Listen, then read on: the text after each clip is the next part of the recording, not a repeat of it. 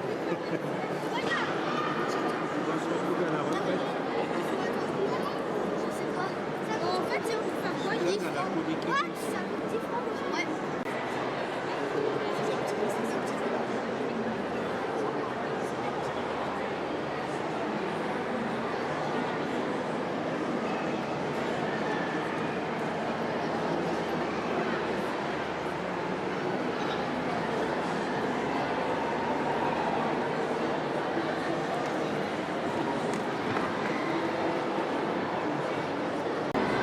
Donc là on est sur la place du voyage avec un joli guerrier à côté.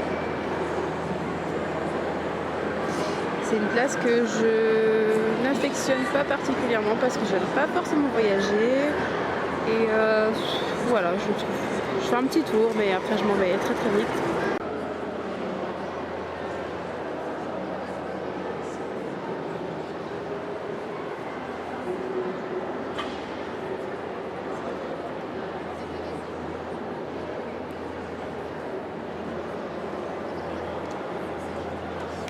L'animation derrière a l'air un peu sympa. J'aime beaucoup beaucoup. On va aller visiter. Et là, c'est les prémices du camping. Voilà l'archétype de la plante de tripeur, de sujet. Toujours utilisé. Alors en général, quand ils arrivaient en Corée, ils avaient des facile. Et puis pour ça. Et c'était imperméable? Comme jusqu'à qu'une seule. En général, ils étaient en butte.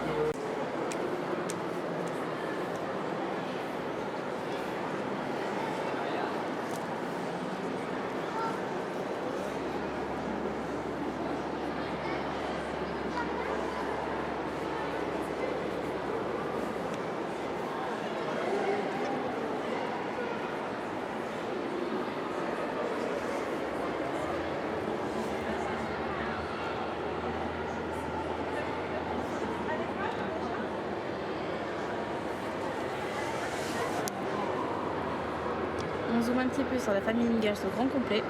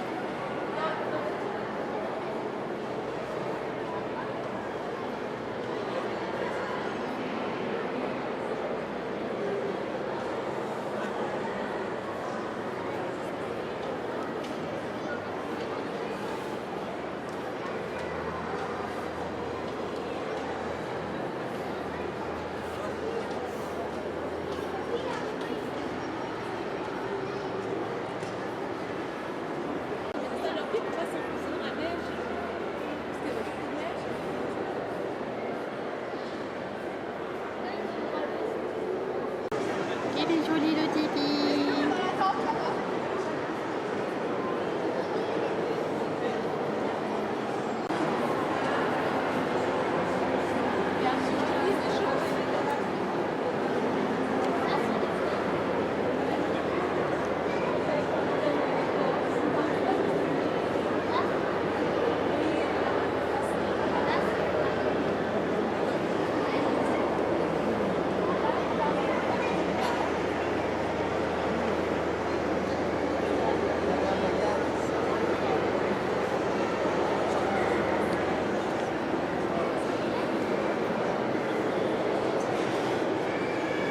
Donc ça c'est carrément le stand anti-vegan avec les pots de bêtes et compagnie. C'est vraiment le stand que je ne supporte pas.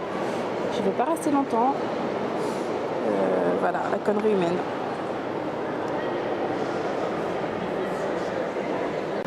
Je suis au salon du livre de Genève et je viens de tomber sur l'atelier de création libertaire. Et je fais un petit coucou à monsieur Jean-Marc Deltèche.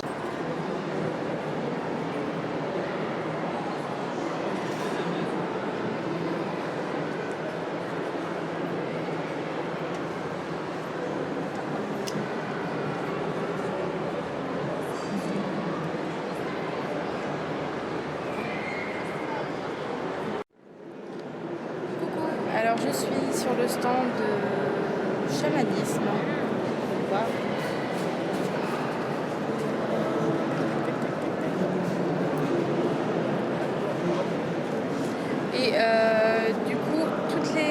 conférences que je voulais faire ce matin, je les ai toutes loupées. Sans faire exprès. L'atelier de tatouage, je ne l'ai jamais trouvé. Sonia Delzongle n'était pas à son point de rendez-vous. Dessiner pour vaincre les préjugés, j'ai oublié. Donc du coup, je vais quand même manger un petit bout et je continuerai après vers 1h avec Seulement je te parle. Après avec la dédicace, j'essaierai de vous filmer un petit peu ça et puis voilà, après, on va essayer de faire quelque chose de sympa quand même. À 4h, il y a la remise du prix, donc je ne pourrai pas faire grand chose. Voilà, donc je mange un petit bout et on se retrouve après.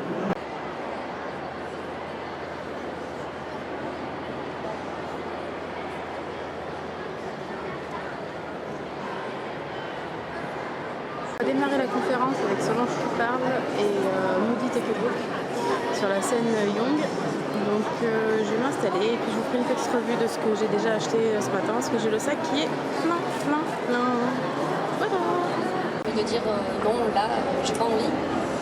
Oui, ça m'arrive, mais ça passe toujours. Et bon, je pense que c'est assez simple de couper sa connexion parce que c'est un lieu où on est assez finalement très peu protégé. Je suis toute seule, j'ai pas d'intermédiaire, j'ai pas d'agent. Enfin, si j'ai un agent, mais il connaît pas Internet, pour lui, il s'occupe des autres choses. Donc oui, je pense qu'il faut prendre la distance, mais c'est toujours compliqué de s'absenter parce que c'est un lieu où on est forcé d'être généreux, d'être omniprésent. Donc c'est tout à refaire si on s'absente 2-3 semaines. C'est compliqué, puis il n'y a jamais de vacances. Moi, j'y pense tout le temps, j'y pense quand je me couche, j'y pense quand je me lève, j'en rêve, que quand je vais dans la rue, on m'en parle. Mais j'ai pas de raison de me plaindre vraiment parce que finalement, je pense que ça m'a épanouie au final. Mais le moment d'en partir n'est pas encore arrivé. À quel moment tu décides du prochain sujet de ta vidéo et quel est ton processus en fait d'écriture ce qui me vient en tête, il y a le dire je t'aime, il va y avoir le Virophile qui m'a vraiment fait une prise. Voilà, ces vidéos-là, qu'est-ce qui décide le sujet en fait? Alors, c'est un processus chaotique, comme je pense tous les artistes, c'est-à-dire que ça vient en faisant la vaisselle, en prenant sa douche, on a un carnet d'idées et à un moment c'est comme un fruit qui mûrit et qui tombe de l'arbre, ça s'impose, c'est ça qu'il faut faire, donc il n'y a pas de règles, mais ça advient. Et puis parfois, il faut s'obliger arbitrairement à choisir un sujet. Alors Riviérophile, par exemple, pour donner l'exemple, moi j'adore les rivières et j'étais en Corse à ce moment-là. Et au départ, je voulais filmer les rivières, un maximum de rivières pour quand je serai loin des rivières, je puisse me replonger dans les rivières. Et après, j'ai eu cette idée de ce personnage obsessionnel des rivières. Et donc, ça se passe, c'est finalement très spontané, ça se construit beaucoup au montage. Et bon, dire je t'aime, c'était lié au livre là qui paraît très intime, c'était de rencontrer une jeune femme dont je sentais la douleur qui prenait sur elle d'accepter de ne pas l'entendre, qui était dans un couple avec un garçon qui lui disait pas. Et elle raisonnait, elle se disait oui, mais il a des bonnes raisons, il a peur de s'engager, il a peur de regretter. Elle rationalisait et je trouvais ça une tristesse.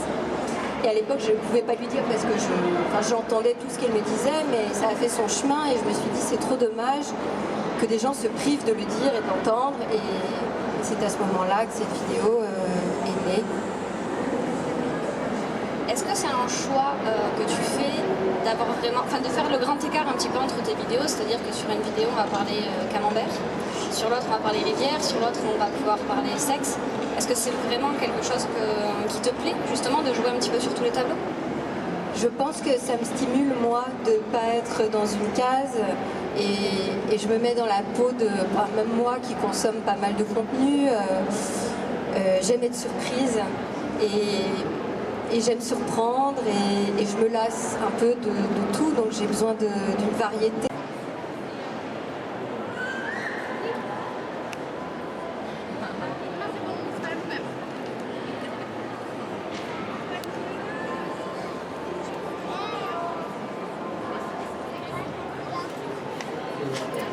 Je vais faire les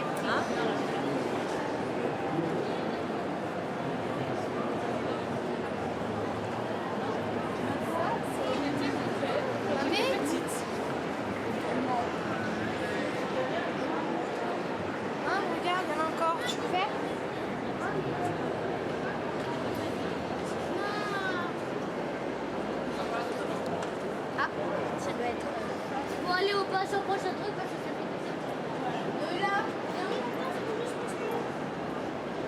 dépêche-toi. Allez.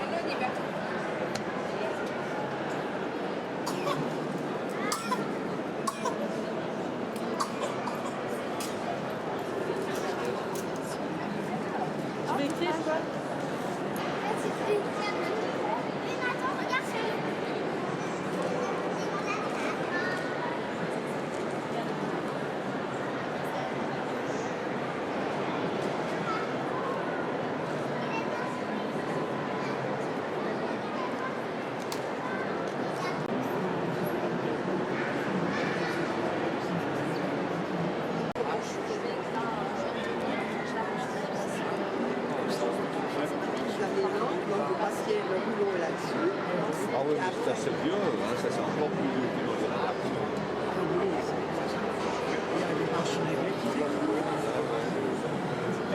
C'était venu